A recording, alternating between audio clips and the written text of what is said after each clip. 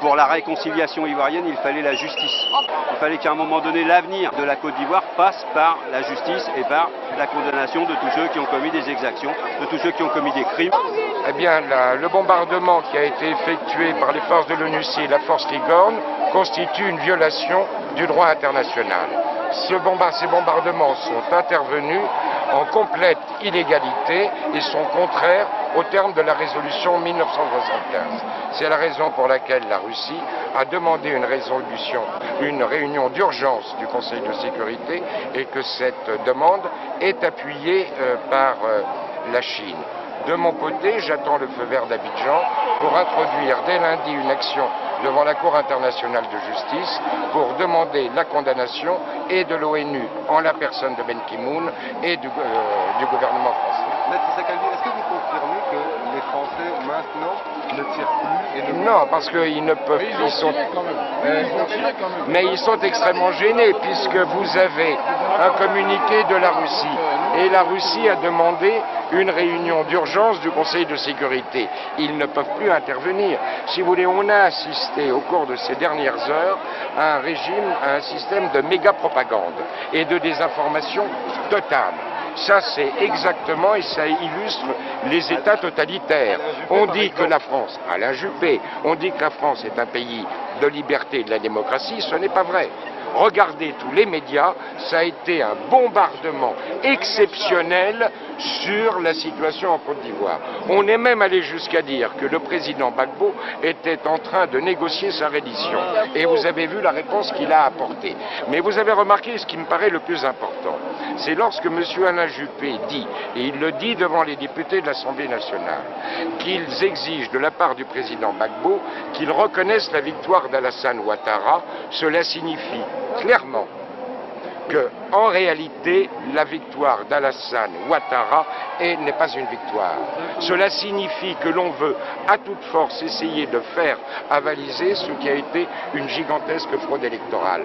Parce que s'il n'y avait pas eu de fraude électorale, pourquoi voulez-vous que l'on demande au président Gbagbo de reconnaître la victoire d'Alassane Ouattara? Ça, c'est la preuve de la reconnaissance de la fraude. C'est tout, c'est extrêmement simple. Pardon? Alors qu'il demandait à aller au Côte d'Ivoire. Alors qu'il demandait, ce qu'on a toujours demandé depuis le début, si vous voulez. Il y a un problème, on s'assoit autour d'une table, on recompte les voix. Oui. Voilà. C'est tout. Voilà. C'était que pour la réconciliation ivoirienne, il fallait la justice.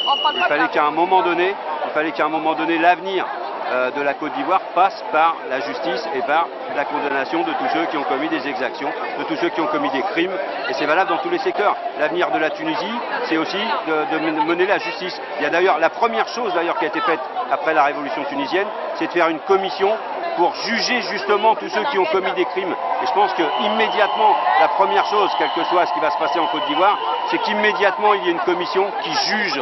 Parce qu'il n'y a pas de démocratie, il n'y a pas d'avenir d'un peuple s'il n'y a pas de justice. Et c'est ce qui a été donné. C'est ce qui a été donné. Et vous savez comment il le justifie? Il le justifie par l'intervention du secrétaire général des Nations Unies qui a demandé à la France d'intervenir. Qu'est-ce que j'en dis? Mais j'ai expliqué hier à l'Assemblée nationale, dans l'hémicycle, que la force n'a jamais rendu service au peuple et que la France n'avait pas à s'illustrer en frappant en Côte d'Ivoire. Ça a été l'attitude du groupe communiste hier par ma voix dans l'hémicycle de l'Assemblée nationale. La politique étrangère de Sarkozy, c'est une politique de dirigeants capitalistes au niveau international. Donc ça me fait penser à toutes les politiques de dirigeants capitalistes qui préservent d'abord leurs affaires avant l'intérêt des peuples.